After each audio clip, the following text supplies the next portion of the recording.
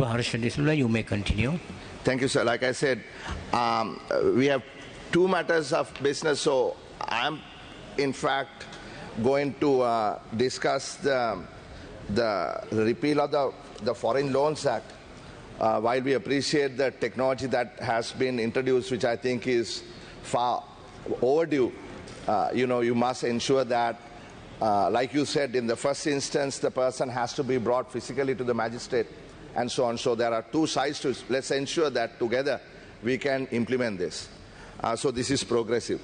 Like I said, now when we repeal the Foreign Loans Act, Mr. Deputy Speaker, what happens is we go to the Public Debt Management Act that we approved last year. Because under the Foreign Loans Act, various agencies could borrow for the government or sometimes for state-owned enterprises and so on. So now everything is going to be brought to one place, which is in the Ministry of Finance. Ideally, this should have been an independent debt office, but it is still within the purview of the Ministry of Finance. So hereinafter, whether it is issuing of a treasury bill, a treasury bond, what now happens, the auction is at the central bank, all these will move to the treasury office from the 1st of January. So there will be certain infrastructure issues that need to be resolved, personnel issues that need to be resolved and all that. But I'll let the government explain all that. But I'm going to take a critical view, Honorable Deputy Speaker, on what I see as a very sort of a oxymoronic situation here. Why I say that is, on the one hand, today we are going to go back to we are going to start making the Public Debt Management Act implementable, because we are repealing the Foreign Loans Act. But at the same time, you tabled today the Sri Lanka Electricity Amendment Act. So I'm going to try and show you how these are so contradictory and why it is not good for the progress of this country. So therefore, once you remove the responsibility from the central bank and other agencies and give the total responsibility to the Ministry of Finance Public Debt Office, they will then they'll have the responsibility both to borrow domestically and internationally. Now, when you borrow internationally, what you're talking about is international sovereign bonds, which this government has promised to go to the market in 2027. Then other commercial facilities, let's say from HSBC Bank or wherever it is, then multilateral agencies like the World Bank, ADB and all that. So that's one. Let's keep that for a moment on the side. The second one is domestic borrowing. Like I mentioned earlier, T-bills, T-bonds and things like that. But there is something that's very important that I want to raise today, and that is the guarantees given by the sovereign when commercial enterprises, state-owned enterprises, let's say Sri Lankan Airlines, Ceylon Electricity Board, etc., goes and borrows in the commercial market overseas. Now, there was a law in 2003 called the Financial Management Responsibility Act, which limited the guarantees the sovereign could give to these SOEs at, I believe, originally at 5% of GDP. Then it was raised to 7.5%. Believe me, it went to 15% at one point. And when we crashed as a country, not only that we had borrowed all kinds of dollars from all kinds of people, but the sovereign had guaranteed an enormous amount of borrowings by commercial enterprises which couldn't actually pay them back. For instance, Sri Lankan Airlines or Road Development Authority or UDA and so on. So now, just to give you a simple example, the other day we were discussing yesterday about the Mattala Airport. Mattala Airport was an absolutely useless borrowing of $200 million, which is not bringing any revenue. So what happened was, the government guaranteed all kinds of facilities for all kinds of infrastructure projects, not looking at whether those were able to pay back those loans. So therefore, what a lot of people don't know is we say that we have out of bankruptcy and all that. Now, how that is defined is when rating agencies remove a country from the default rating. Yes, Fitch and Moody's have done that. But the big one, the S&P, Standard & Poor's, have still not taken Sri Lanka out of the default rating. And the reason for that, Honorable Sir, is because Sri Lankan Airlines is in default. It has borrowed in the international market $175 million. Now with the interest building up because it hasn't been serviced for the last couple of years, it has gone beyond $200 million. So what S&P is saying is, we are not able to remove Sri Lanka from default status, meaning bankruptcy in the general language, unless Sri Lankan Airlines is able to either restructure this facility or pay this loan. So currently we are in discussions. I'll come to that in a minute. Now,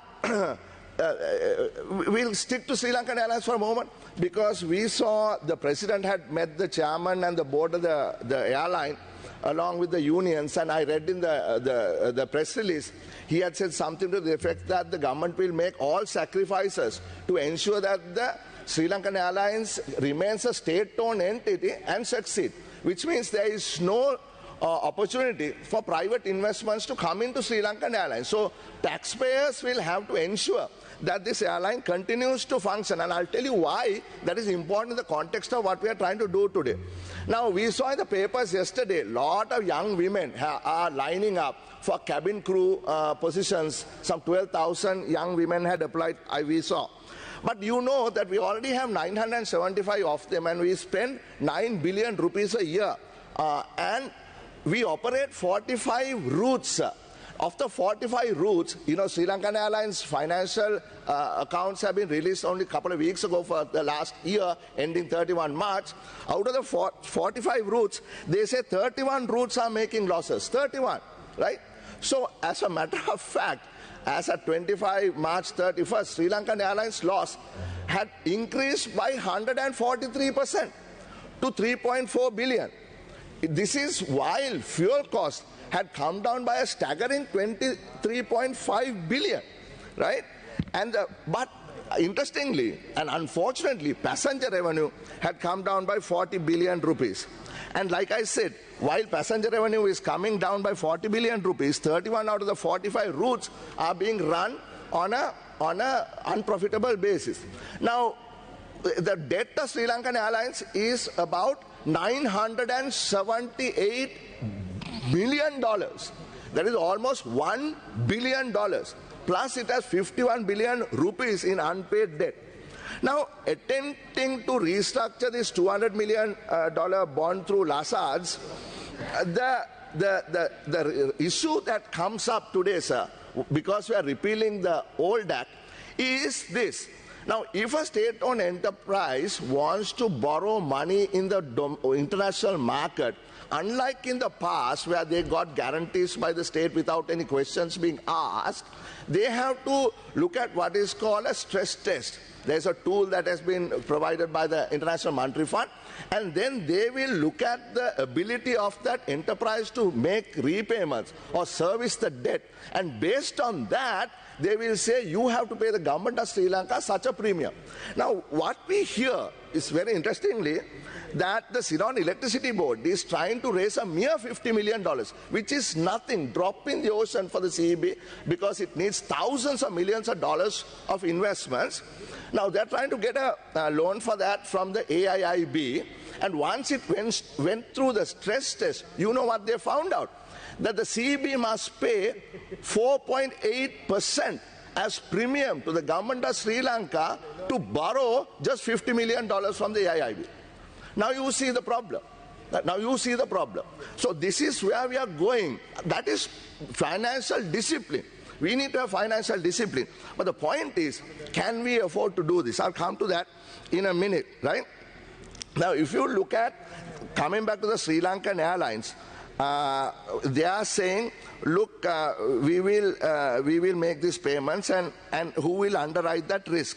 If Sri Lankan Airlines goes through this stress test, I don't know what kind of premium it will have to pay to the government to borrow or to settle this loan. And I honestly don't think that the debtors will agree, the creditors will agree to let Sri Lankan Airlines just undertake this responsibility without the government coming in. So ultimately it is going to come back on the state itself. So therefore, it is double jeopardy because we can't pay the premium, in my view. If that is not the case, somebody can explain later on.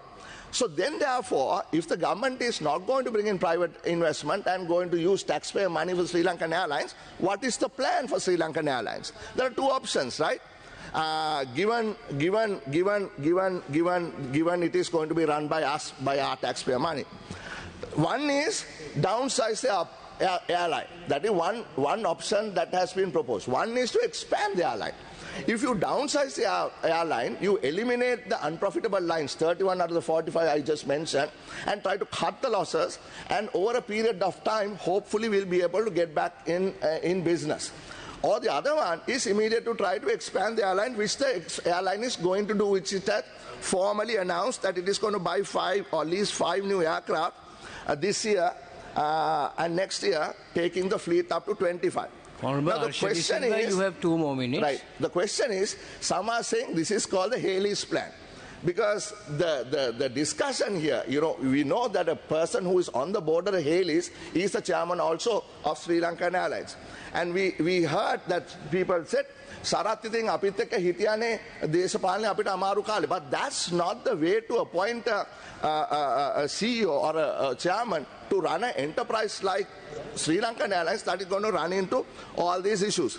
Now coming back to the repeal of the Foreign Loans Act, like I mentioned to you earlier, this 50 million is nothing. But even to get that 50 million, you are going to have to pay a massive premium to the government, which the Ceylon Electricity Board cannot afford.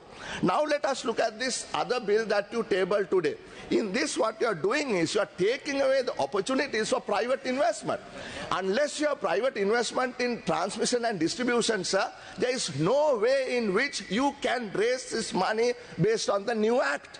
And I'm telling you, I am not blaming you. I am not accusing you. Please understand, I love this country as much as you do and everybody else does. Right? You cannot do this because you just can't raise the money. So on the one hand, you are saying that we are going to go back to the Public Debt Management Act, repealing the Foreign Loans Act, which means that the government has to give guarantees for the SOEs to borrow in the international markets. But to do that, you're unable to pay those premiums, so therefore you're not going to be able to get the investment. I am not talking only about next government factory that closed. Maybe that was an outlier, I don't know. But make sure that current investors don't leave. But we need more investors to come in. Because you know that you promised the whole country that you are going to invest 1.3 trillion in capital expenditures this year. But you know how much you have already spent. I don't think you have even spent 200 billion. Half the year has gone. Like, if I'm wrong, somebody can correct it. So you have to spend more than $1 trillion rupees in the next 6 months. You can't do it. It's not possible. Because you can't even get guarantees from the state. No sovereign guarantees can come without the premium being paid. So if the CEB has to pay a 5% premium and there is another some 2-3% interest anyway, 7-8%, 9%, you can't borrow and build the kind of infrastructure you need to build. You talked about building storage for battery storage. That is going to cost over $1 billion. And let me tell you, the World Bank, ADB and others are not going to look at commercially viable enterprises like CEB the way they used to look at it those days, because they are saying, look, you go to the commercial markets, you have your own balance sheet, you have a credit rating, based on that you can get a government guarantee, if so go ahead and borrow in the commercial market. We will look at education and health and fields like that. They're not commercially viable in the international markets. So therefore, what I have to say, Honorable Deputy Speaker, is that this is good. This brings discipline. But at the same time, you have to be pragmatic. Harsha De Silva, you have exhausted your time. Right, I'll finish in 30 seconds. You have to be pragmatic. I'm actually being honest, totally honest here. Right? So the only way you can operate within this new law that you are bringing today by repealing the Foreign Loans Act is if you open doors for private investments into infrastructure. Otherwise, you cannot. I will tell you today, sir, at the end of this year, I will tell you today, the government will not be able to come anywhere near 1.4 trillion promised capital expenditure. It cannot be done based on this new law that you are bringing. So I'll end with what I started the budget debate for the opposition. I said it is like a parish priest preaching banner at a Buddhist temple. That is what is happening. On the one hand, you are saying, look, we are bringing these new laws and we will go to the commercial markets. On the other hand, you are saying, well, we are closing all the doors.